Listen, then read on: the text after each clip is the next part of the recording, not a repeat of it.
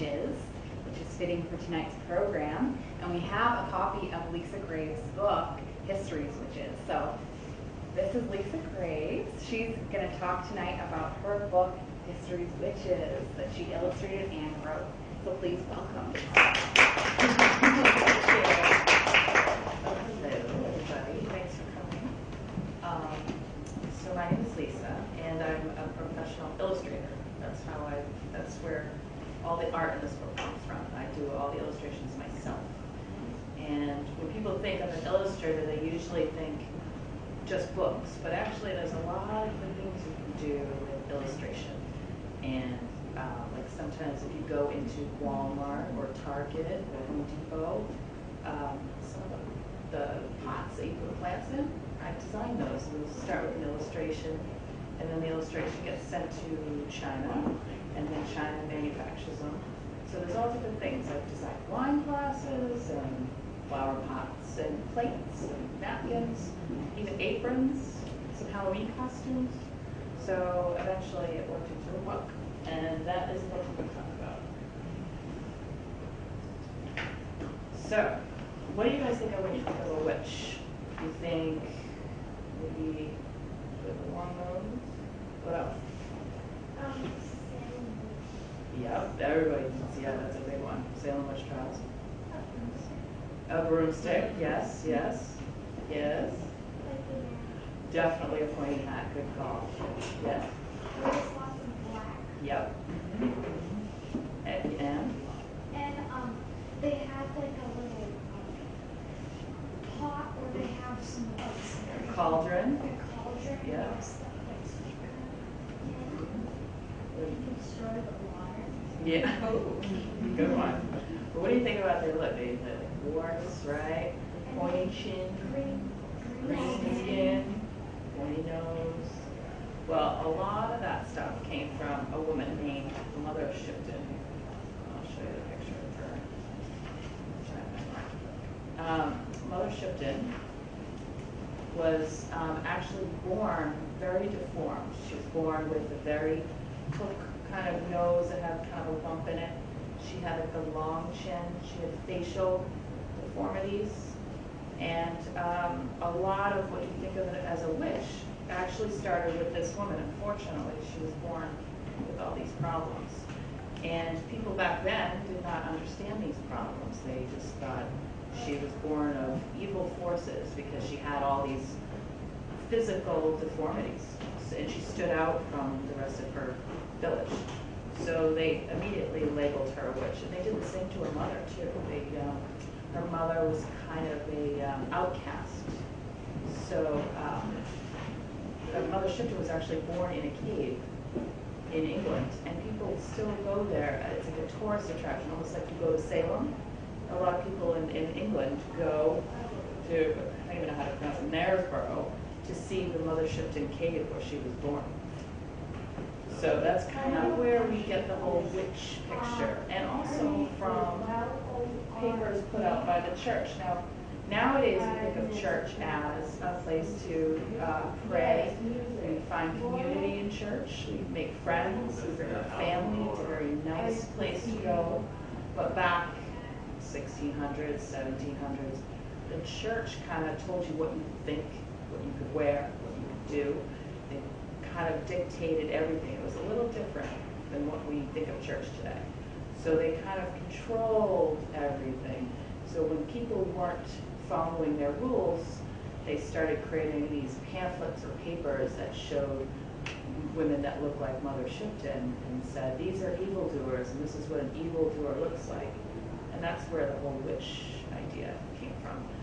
So a little difficult being an outcast or looking different. Nowadays you have the ability to speak our opinion, and we get to know people that might be an outsider, different, someone new to town, someone that looks a little bit different from you.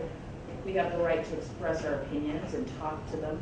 But back in those days, anybody that was different was kind of pushed outside of town and treated differently and labeled a witch.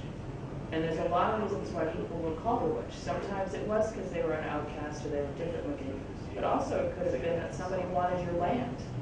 Somebody would say, you know, if you live next door to somebody who wanted their land, you could just go to the town and say, oh, she's a witch. And an investigation would start and the person would be arrested. And sure enough, you'd get their land. It could be over jealousy. Some people got labeled as a witch just because they were jealous of someone's money or power. And a good example of that is Eleanor of Aquitaine. I heard you girls talking. You should look up some of these women and do more research because Eleanor of Aquitaine is one of the coolest women in history. She practically ran all of Europe and more. And she had more money and more power than any other woman in history. And she got labeled a witch. She was never tried or convicted as a witch because she had too much money. She could just pay everybody off. But she was very cool and had a fabulous wardrobe, I must say. But people were so jealous of her money and power and beauty that they said, oh, well, she must be a witch, because they didn't understand or they were jealous. Some of the other reasons that people were labeled a witch, and this is in the intro paragraph, were mental illness. Sometimes when a certain woman, like, I'll show you a picture of Mother Demdyke. Mother Demdyke was, had a mental illness. She was, I'm thinking she was something like schizophrenic, or she was just mentally ill. And she would go around to the town, to people in the town, asking for money and for food.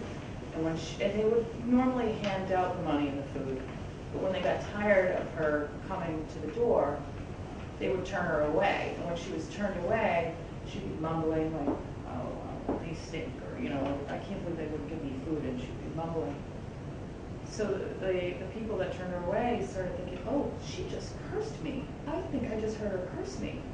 So a week later or 2 weeks later, if a cow died in the field or their crops didn't succeed, they said, it was Mother Demdyke. She cursed us when she left the house. We heard her. And sure enough, she was arrested, and she was burned at the stake for being a witch. Now, Mother Demdyke is part of something called the Pendle Hill Witches, the witch trial. Now, the way we have Salem here, and everybody knows about Salem, and Halloween, people go to Salem. When you think of witches, you said Salem. People in England, they go to Pendle Hill. It's like their Salem, where a bunch of witches were tried and convicted and punished. So-called witches. They weren't really. So Mother Demdyke was a sad case because she was just a beggar woman that just, you know, got turned away. She got accused of terrible things. Now, this book is all about women that were falsely accused of witchcraft, so I just told you about a couple of them. There's also a couple in here that might have been a little bit witchy. For instance, Catherine de Medici. She wasn't really a witch, but she did study poisons. She looked into dark studies, the occult is what they call it, when you study dark forces or evil forces. Catherine definitely studied some, and she was accused of poisoning her son's girlfriend. They said that she put poison in her gloves. So I think the girlfriend only had like rashes on her hands from it, but Catherine de Medici got accused of a few things. But she was also very powerful, very rich, very prominent family. Sidonia von Berk, she's another one that might have been a little bit controversial. She used to get into fights with everyone. And one time she got into a fight with a woman at a church, and the woman was so embarrassed, she accused her of witchcraft. And sure enough, Sidonia was killed off for being a witch for that, just because she got into a fight at a church. Harsh circumstances. And here's one from Salem. I don't know about Salem. Well, Bridget Bishop, she wasn't the first person accused in Salem, but she was one of the more famous characters in the Salem witch trials because she actually owned a pub in town, and it was her stepchildren, it was her third husband's children, were so worried that she was going to get their inheritance that they accused her of witchcraft. And she was hung as well. So you can see like a common thread, like people that just don't understand or people that didn't take time to listen, or people that were different.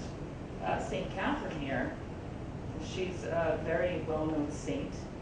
She was actually accused of being a witch because she stopped eating. She was not eating in protest because she didn't want to get married to a man in town. She wanted to devote herself to God. So in protest, she stopped eating. She cut off all her hair. And eventually her parents agreed and said, all right, you can become a nun, that's fine. Because she didn't eat for, I think it was 90 days, which is very dangerous. But people assume that she must be a witch because nobody could not eat that long and still live. So, all different types of women. Joan of Arc, you guys might have heard of her. She was actually burned at the stake for being a witch. She led her troops to succeed in many battles and conquered these places in France. And they said, and when they found out she was a woman, they were like, no way, you're a witch. So you can see there's all different women from all different times.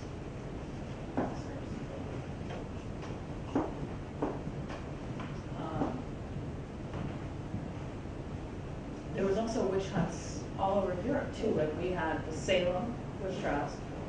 The same thing went on in Scotland, in Germany, and countries like Sweden. There was witches, but there was also women who talked to fairies. So the fairies, that was a punishable crime to say that you spoke with the fairies. It was all this folklore surrounded about fairies living in the hills, fairies living underground, fairies living in the woods. And if somebody said that they had talked to fairies, they could be arrested. And the other reason people could be arrested would be through this thing called spectral evidence. If somebody said they saw you in a dream, if you came to them in a dream, you could be arrested for that. Yeah, I know. People all the time. Yeah, me too. Yeah, so, but spectral evidence, which is total baloney, was outlawed in the late 1600s. It was banned as evidence. So, and at the time that it was banned, there was a group of witches in Gloucester, which is up in Massachusetts. People always hear the Salem witch trials, but there was also Gloucester witch trials, where I think there was something like 10 women that were accused, and most of them were all related. And what they think was that it was almost like society, jealousy and things like that. So several families were accused in Gloucester. And it was during the Gloucester witch trials, which are about the same time as Salem, that they decided that spectral evidence was not legal anymore. That you could not just say someone came to you in a dream. But I think it was almost too late for, there's a 15-year-old girl, what her name was. She was, they used spectral evidence against her, and they decided during her trial that it was not legal anymore. What was her name? Abigail Ruff. And there was another witch at the Gloucester witch trial, Hester Elwell. And I don't know if you've seen that TV show, Who Do You Think You Are? It's about tracing the roots. And the Hester Elwell, they traced Sarah Jessica Parker. They traced her to be related to Hester Elwell. So that brought a little bit of attention to the Gloucester witch thing. But there were witch hunts all over the world. Scotland had major witch hunts. Lots of women hunted down and killed for baloney charges, false accusations. Ridiculous. What you think of as ridiculous now was very serious business. And there was also people who profited from hunting witches. There was a man named Matthew Hopkins he was terrible.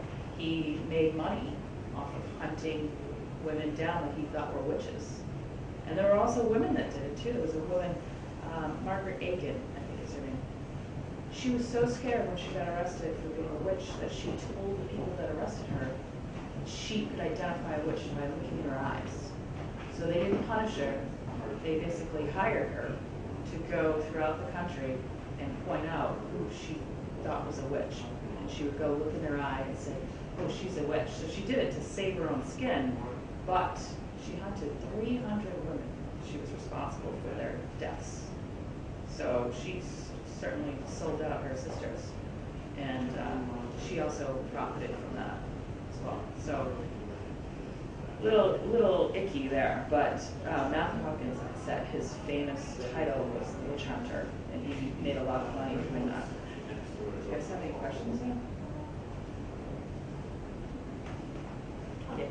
Well, one time I went on this field trip, so like they pretended that you were being accused of a witch and you had to like answer these really stupid questions. Like, do you have any weird birthmarks? Yep, the birthmarks. Did they ask you stuff like that? Oh, absolutely. That was one of the tests, to see if you had a birthmark. They called it the witch's mark.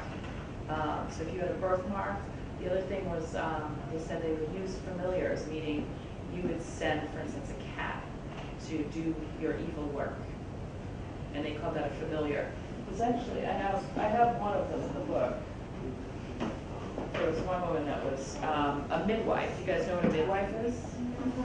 A midwife was like a nurse. She helped deliver babies, but she also made herbal medicines from nature, from natural ingredients, mixing potions, from herbs and different types of barks and things like that. They would grind them and make like soaps. They would make medicine.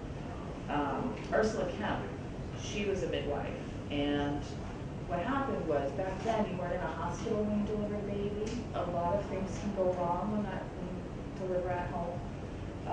So when a baby died, the mother was so grief-stricken and so upset she wanted to blame somebody. So she blamed the midwife, and unfortunately a lot of midwives were executed for witchcraft because of that. If something bad happened to the baby, they wanted it to be someone's fault. So poor Ursula Kemp, but they also accused her of using familiars. For instance, this cat. This name. They said she used a black cat named Jack, a gray cat named Tippin, a white lamb named Tidy, and a black toad named Peggy. Now, I don't know where they came up with that. I mean, they could have just been animals on her property. And they said that she sent them out to do evil things. So, yeah, the birthmarks, the familiars. There's one funny case about a woman, what's her name? Oh, Margaret Matson, in 1683. I believe she was in Germany. I can't remember what country this was in. But she was actually accused of flying on a broom. And she was brought up and arrested on charges for not being a witch, but for acting like a witch. And the charges were dismissed because they said she had a legal right to fly a broom. So silly, so silly. There was another woman, and this was somewhere in England, named Molly Lee. And a reverend in town had spoiled beer at a pub.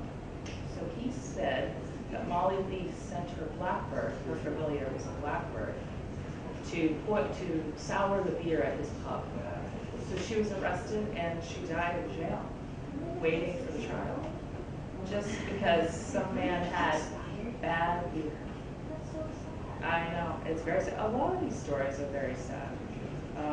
But it's nice to tell their stories a little bit because you feel like you're giving them some sort of justice, that we talk about them and we realize that it was ridiculous.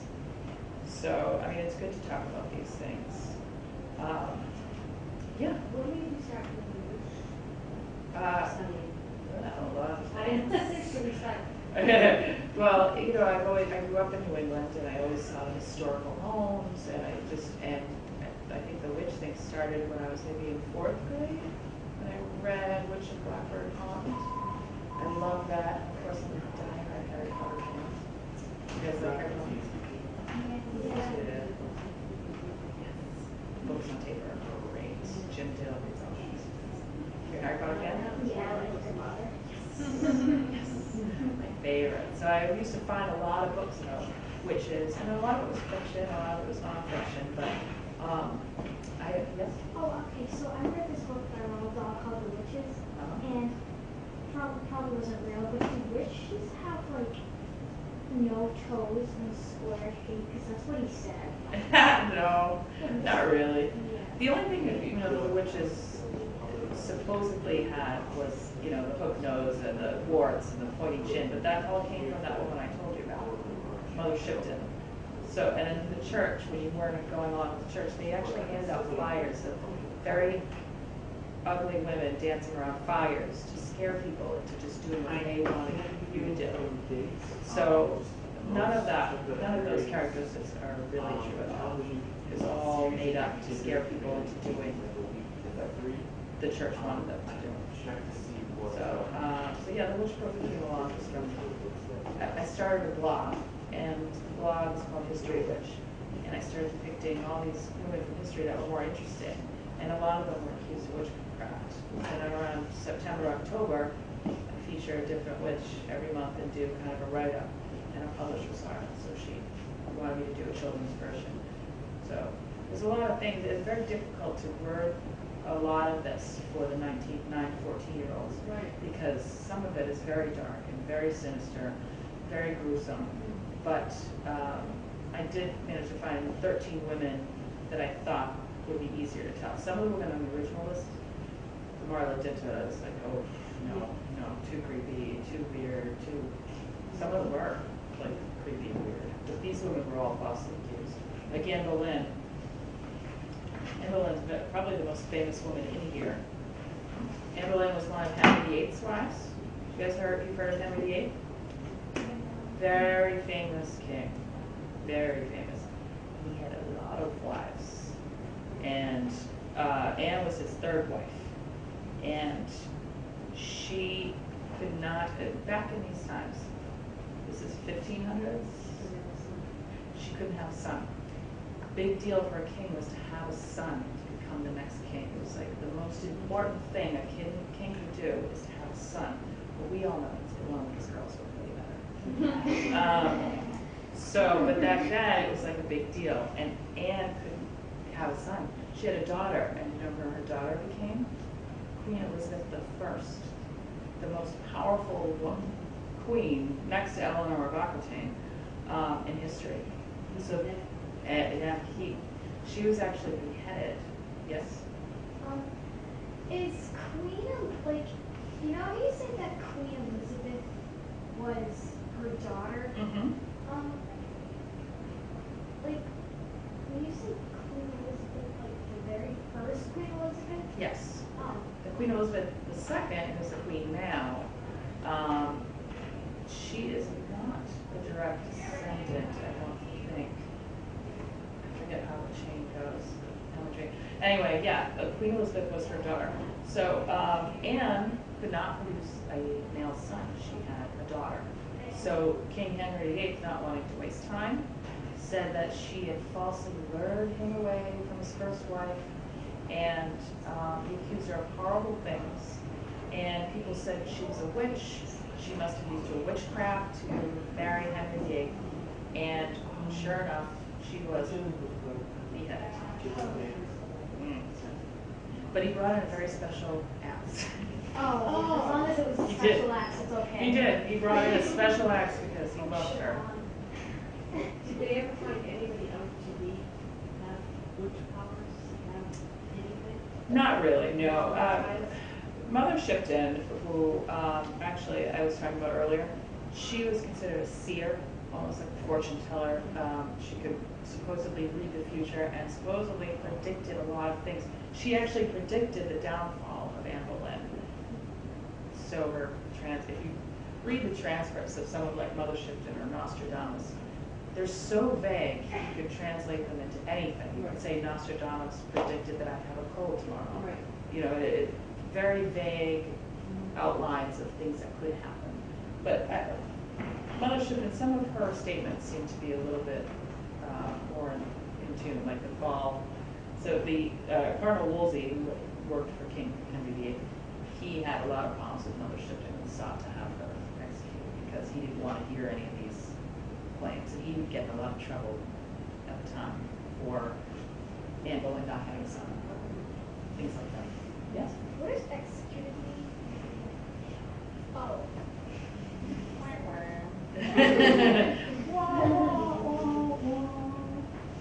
I think who else would be good to talk What about? about, Evelyn was never accused of witchcraft. She was just accused of killing her mother and father. Actually, it was her stepmother.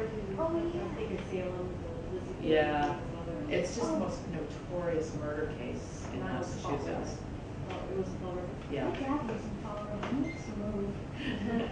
Supposedly. Yeah, this was Lizzie Borden. That happened Yeah. so long ago, and there was a lot of circumstances. I've actually researched it quite a bit, and it's a fascinating case. Yes.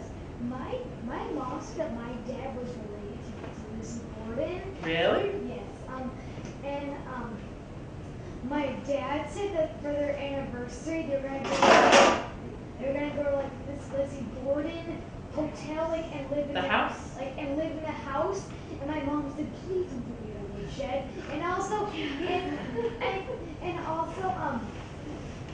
my mom, she's really creeped out about it. And Yeah. Well, it's creepy. yeah, and Does it really happen? And she doesn't want to sleep in a house that is wood. Well, Super there's a creepy. lot of And my mom supposed said- hauntings over at And my that mom house. says that she doesn't want to have her ghost to be walking around like extremely walking Yeah. around. Well, a lot of people report some creepy stuff happened at that Borden house, and they turned it into a hotel. But the murders did take place in the house. Oh, that's so creepy.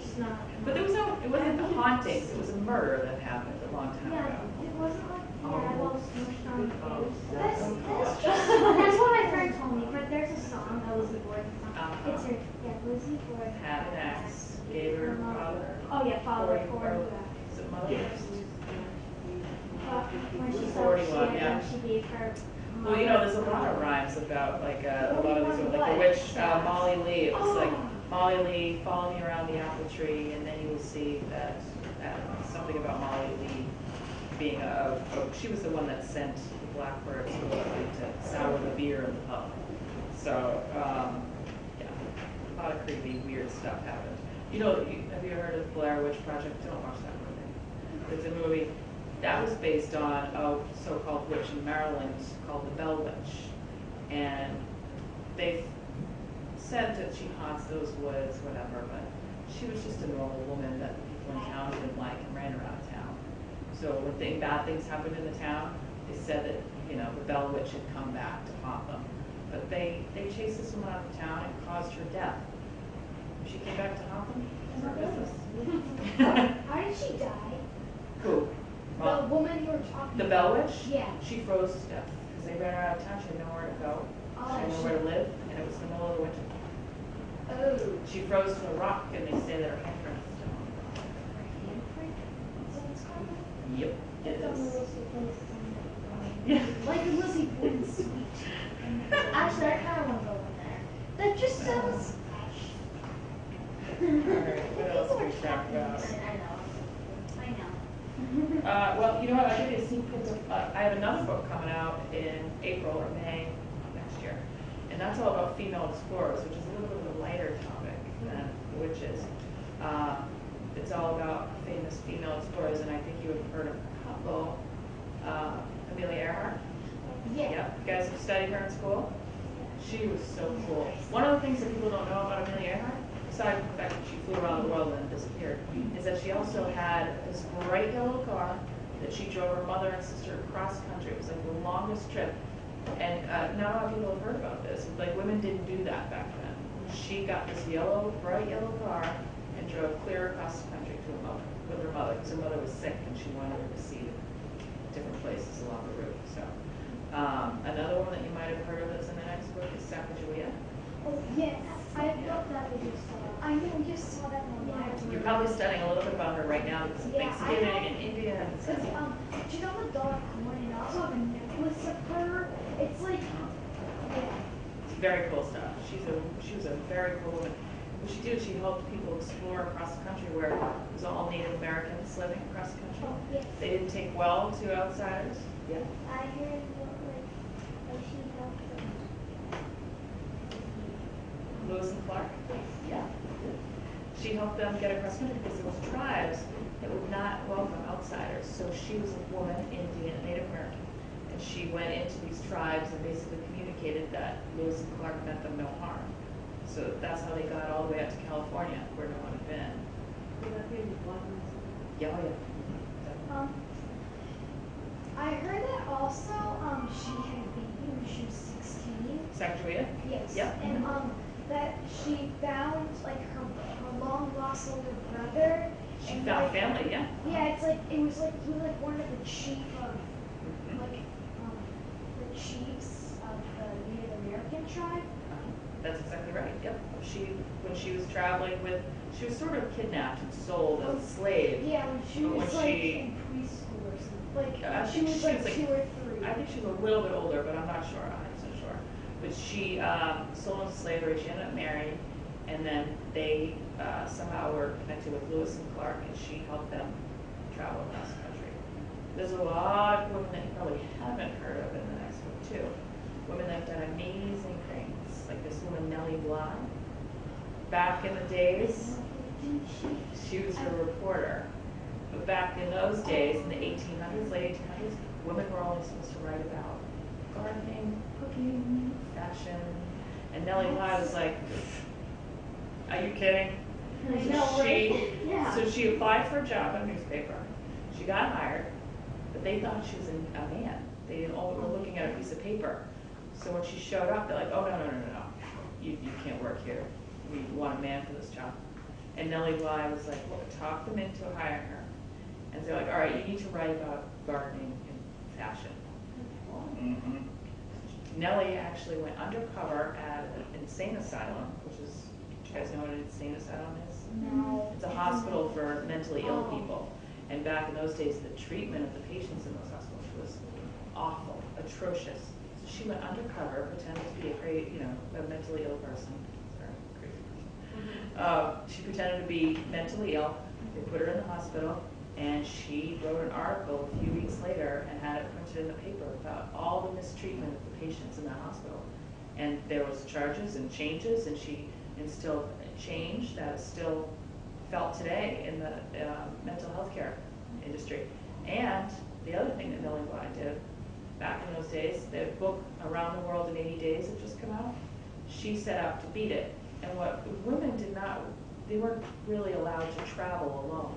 Nellie Bly went clear across the country, around the world, around the globe, and she did it in 72 days by herself, by train, by bicycle, by whatever means she could do. And she had her money tied to her neck in a baggie. She had gold coins in like a bag tied to her neck. She had one outfit and a tiny little bag with just a few things. And in 72 days, back in the 1890s, unheard of. She was dangerous. It was unexpected. People didn't want her to succeed. But she was sending in telegrams to the newspaper and updating all her stops. And she made it all the way around the world. A lot of women that we don't study much about that have done really cool stuff. Yeah. How did she die? Nellie Bly? Yes. She died of old age. I don't think it was anything tragic or anything like that. Okay. Not that I can recall. I don't remember. There's a few women that lived very long lives. This is a sneak peek of the cover of the next book. It's called Trailblazers. And this is how I create a book. I do all the research, gather a lot of reference pictures, photographs, and I'll create, I do it with watercolor and ink and pens, watercolors mostly, and scan it in and do a few things in the computer, write in the different information that I want to include. This is Alexandra David Neal. She explored all over Tibet, it was forbidden for outsiders to go into Tibet. It's a very holy land, very protected. But now it's very controlled by China.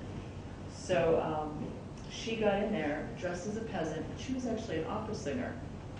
And I believe she died at the age of 101. Yeah, she died at the age of 101.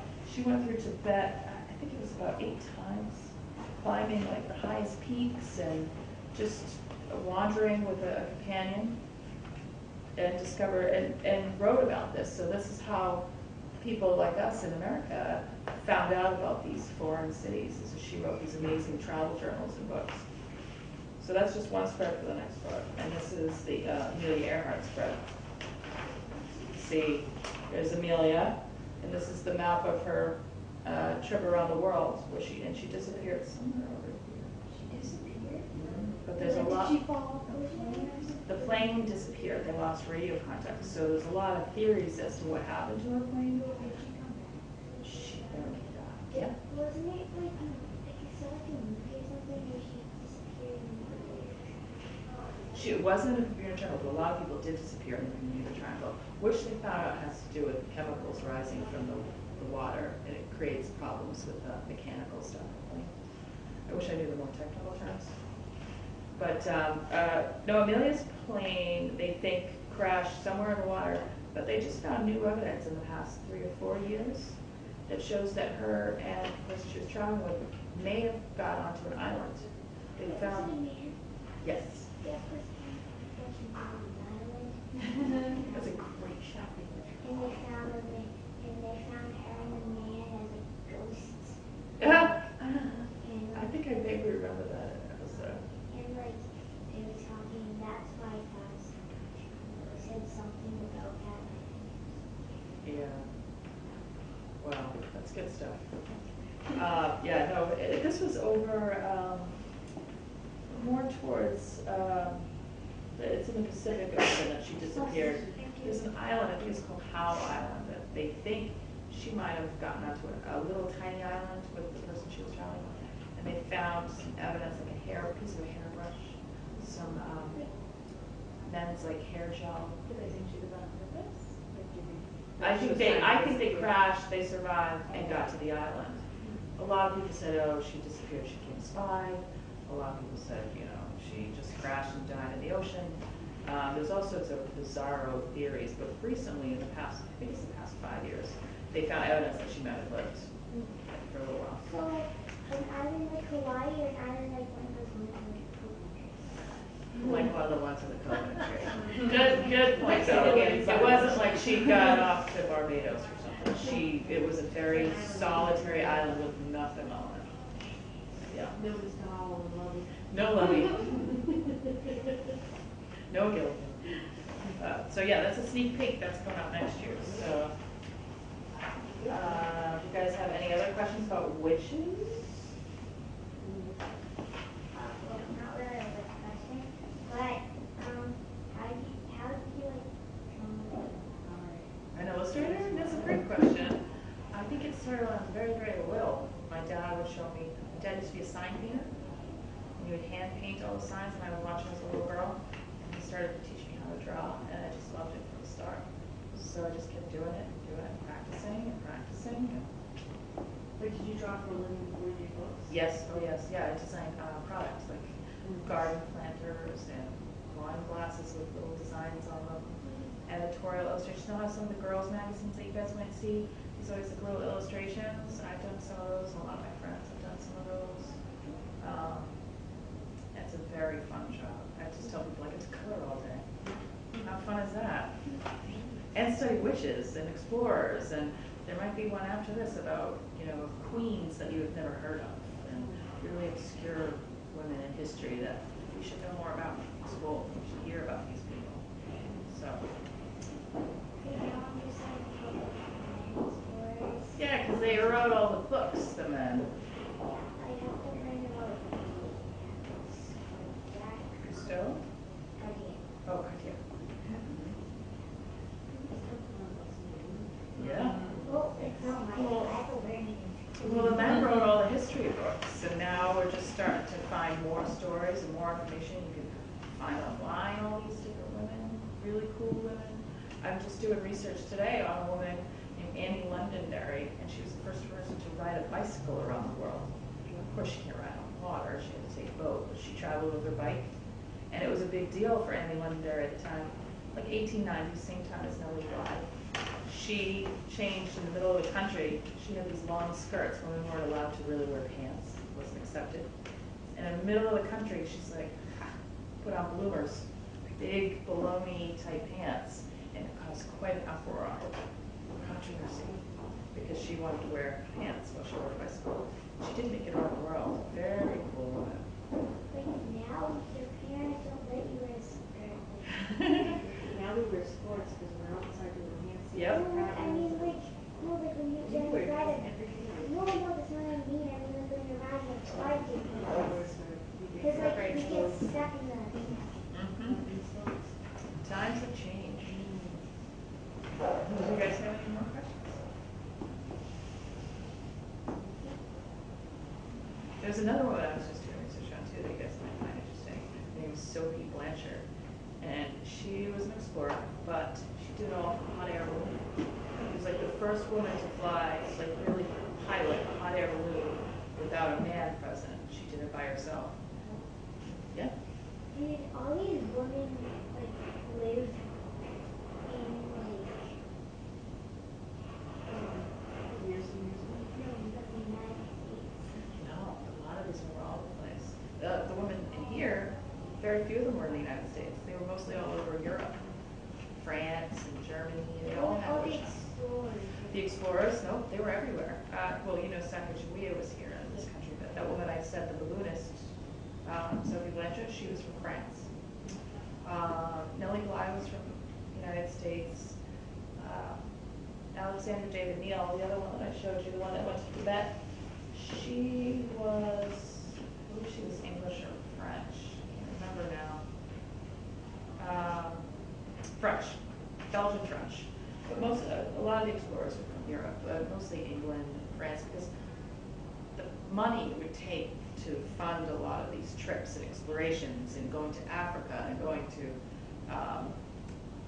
Iceland and going on Mount Everest took a lot of money. You had to bring, you know, they didn't have suitcases with wheels. They had to hand carry big cartons of their supplies and things that they needed, and they would have to bring people to carry them for them. And there's lots of equipment involved and lots of paraphernalia, clothes. So it was a big deal. You needed a lot of money to travel. Yeah. What's your first book that you wrote? This was the first one that I had published, yeah. Yeah. I did a lot of illustrations for other books, for other writers, and it's very fun. Lots of younger children books. This was the first that I wrote and illustrated, so it's very exciting. We had the book release party at the House of Seven Gables in Salem. It was very fun.